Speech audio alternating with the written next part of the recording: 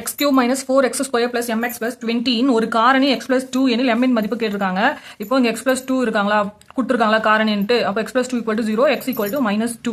அப்போ x இருக்கிற இடத்துல நாம minus 2 substitute பண்ணா நமக்கு m ஓட வேல்யூ கிடைக்கும். இங்க x cube இங்க என்ன கொடுத்துருக்காங்க x cube minus 4x square plus mx plus 20 equal to 0. இங்க x பதிலா நம்ம minus 2 substitute பண்ணோம். minus 2 whole cube minus 4 minus 2 square plus m into minus 2 plus 20 equal to 0.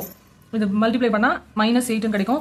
minus 2 square பண்ணா plus 4 கிடைக்கும். plus 4 into minus 4 minus 16 minus 2m. இதை multiply பண்ணா plus 20 equal to 0.